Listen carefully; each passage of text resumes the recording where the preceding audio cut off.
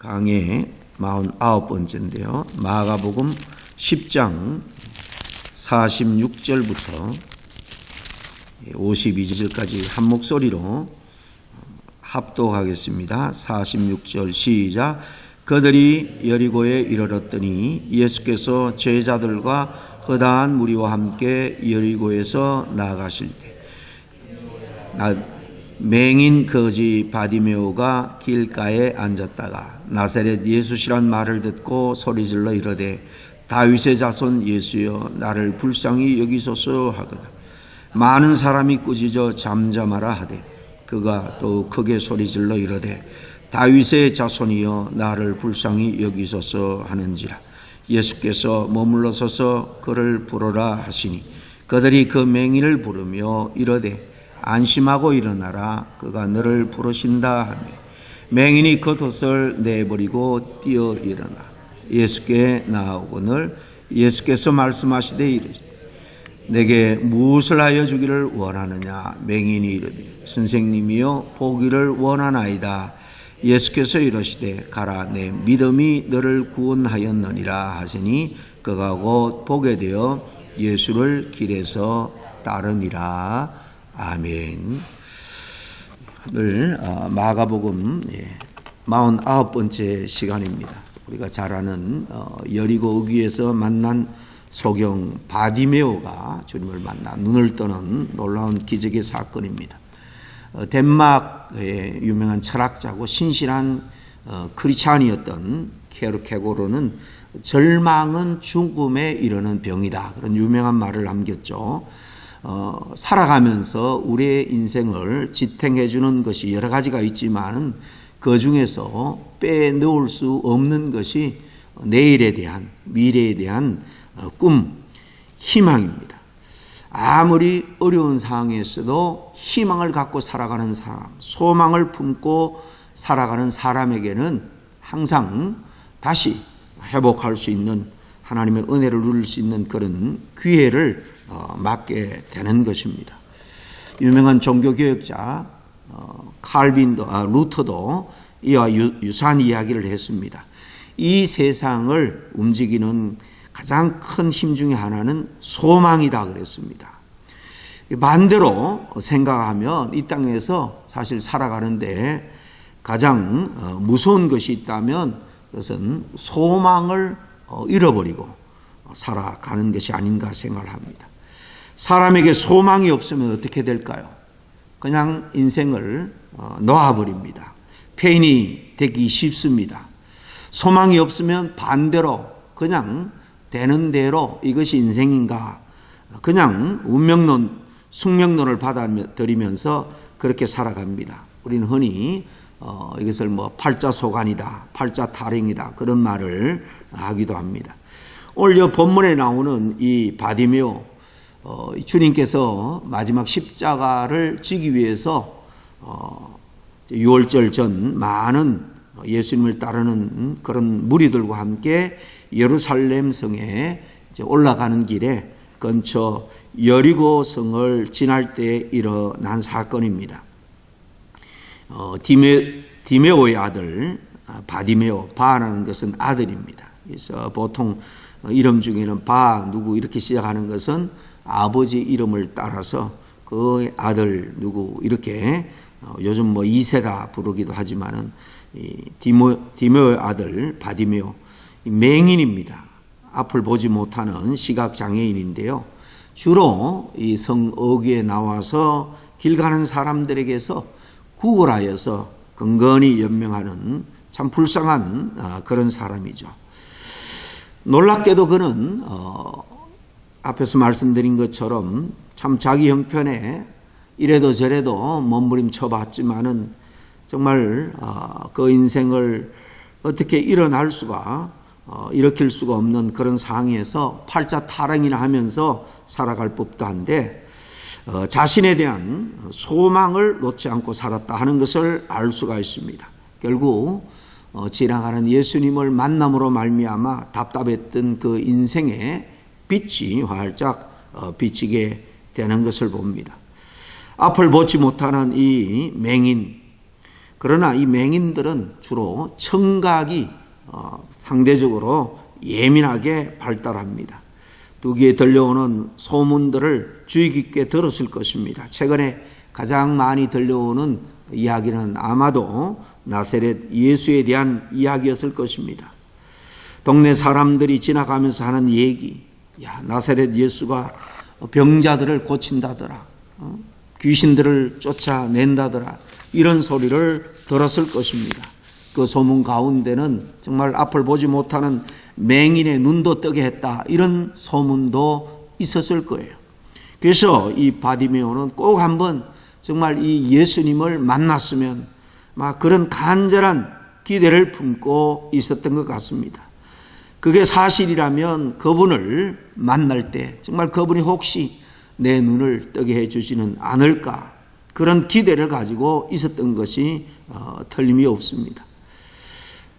눈앞이 보이지 않으니까 그 먼 갈릴리까지 갈 방법이 없었지 그렇지, 정말 예수님을 만날 수만 있으면 그 한달음에 달려갔을 겁니다.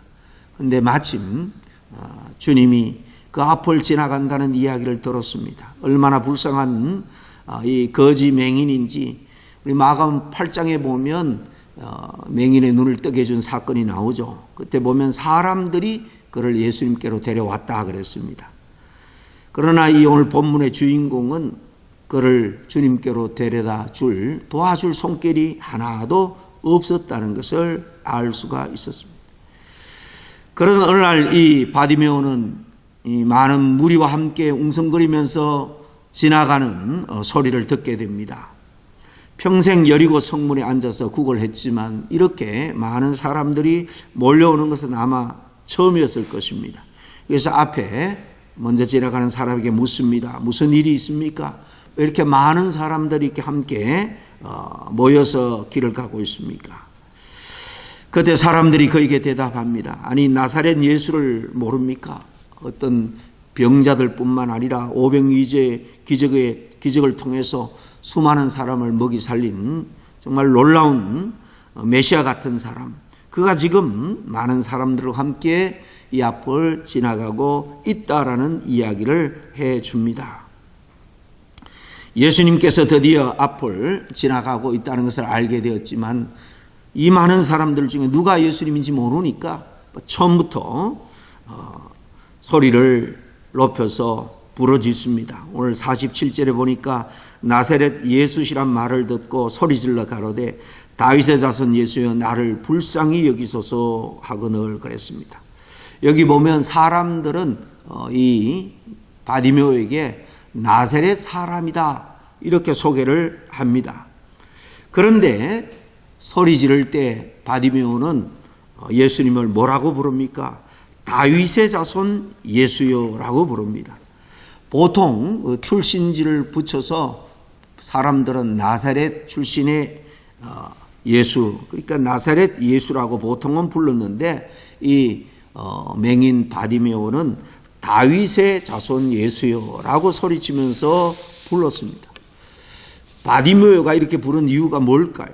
이것은 이 예수님에 대한 신앙의 고백이 그에게 담겨 있다는 것을 알 수가 있는 것입니다.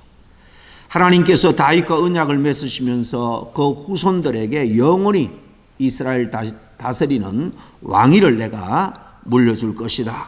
그렇게 약속을 사무엘 하에 7장에 보면 했죠.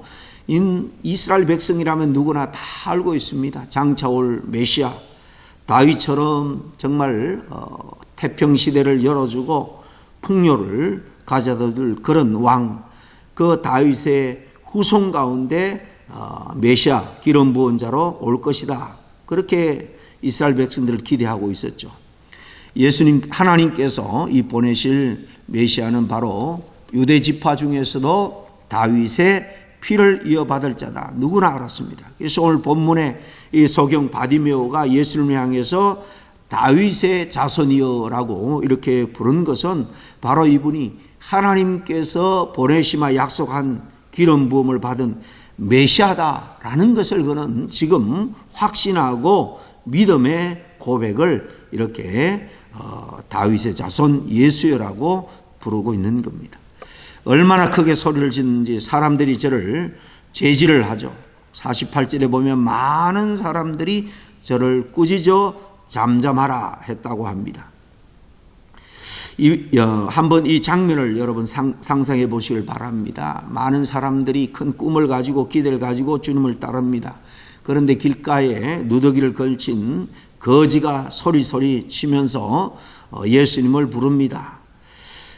단순하게 성경은 많은 사람이 그냥 꾸짖어 잠잠하라 하되 이렇게 되어 있지만 혹시 그 중에는 심한 구박을 하고 욕을 한 사람은 없었을까요? 냄새나는 거지니까 인격을 모독하고 그를 무시하는 말투로 제지했던 사람은 없었을까요? 짜증내고 화를 내면서 그를 꾸짖은 사람은 없었을까요?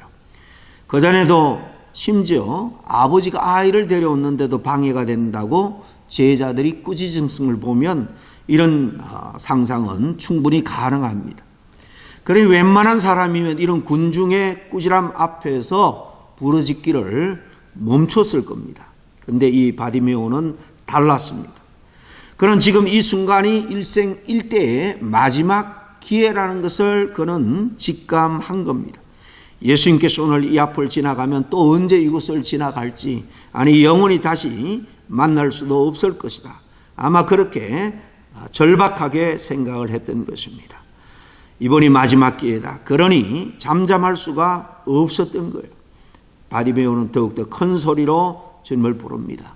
다윗의 자손이여, 다윗의 자손이여, 나를 불쌍히 여겨 달라라는 그런 요청을 부르짖습니다. 주님의 귀에 이 부르짖음이 들립니다. 그 다음 49절에 보니까 예수께서 머물러 서십니다. 함께 가다가 그 자리에 섰다는 것입니다.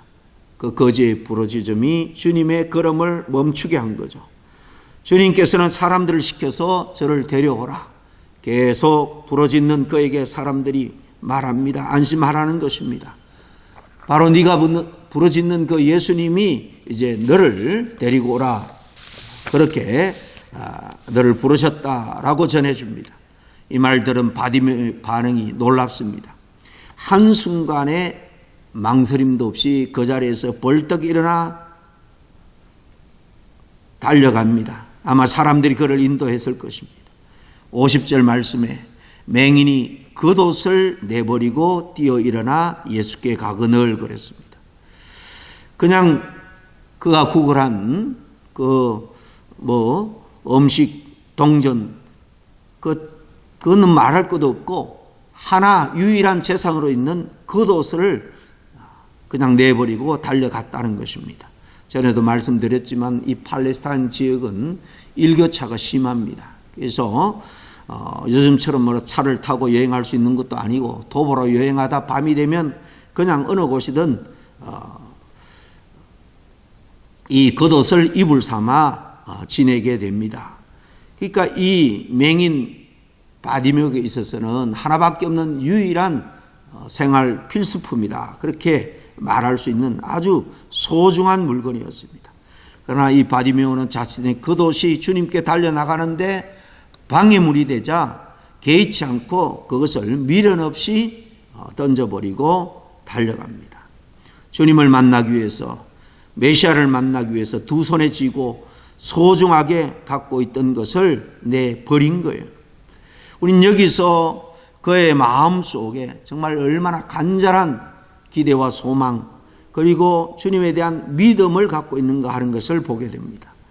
그에게는 예수님이라면 나를 치유해 주시겠지, 그런 믿음과 더불어 꿈과 소망을 품고 있었던 겁니다. 주님께서 그에게 묻습니다. 내가 무엇을 내게 해 주기를 원하느냐? 물론 그 마음에 간절한 믿음과 소원이 있음을 주님이 모를 리가 없습니다. 그 마음속에 다시 그 간절함을 일으키기 위해서 내가 무엇을 해 주기를 원하느냐? 하나님은 당신의 선한 일을 위해서 우리 마음에 소원을 두고 행하신다 그랬습니다. 여러분, 마음에 소원이 없으면, 간절함 이루겠다는 그런 열정이 없으면 하나님이 우리에게 그 일을 이룰 수 있는 길로 인도해도 우리가 제대로 깨닫지도 못하고 우리 힘으로 걸어갈 수도 없는 것입니다. 어쨌든 바디메오가 즉시 그 이야기를 듣고 대답합니다. 선생님, 제가 보기를 원합니다. 보기를 원합니다. 그가 눈을 뜨고 보겠다는 간절한 열망을 주님이 확인했습니다. 정확하기는 모르겠지만은 거지가 되어서 지금 오랫동안 구걸하고 있다면 선천적으로 맹인으로 태어났든지 아니면 어릴 적부터 맹인이었을 겁니다. 보기 위해서 이래저래 노력도 했을 것입니다. 아버지의 아들이라는 이름을 갖고 있는 것을 보면 그는 사랑받는 아들로 태어났을 것입니다. 부모들이 그를 위해서 백방의 노력을 했을 것입니다. 그런데 이제 부모들도 가족들도 다 포기한 것 같아요. 이래저래 노력해도, 그러니까 거지가 되었죠.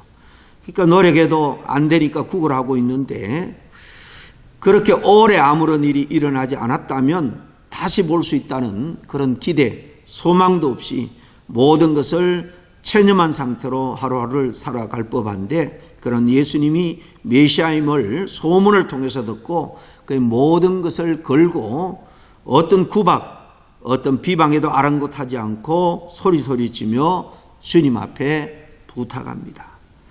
무엇보다도 낳고자 하는 열망이 그 안에 가득했습니다. 그 열망과 믿음은 딱히 구분할 수 없을 정도로 그 안에 강렬했던 것 같습니다.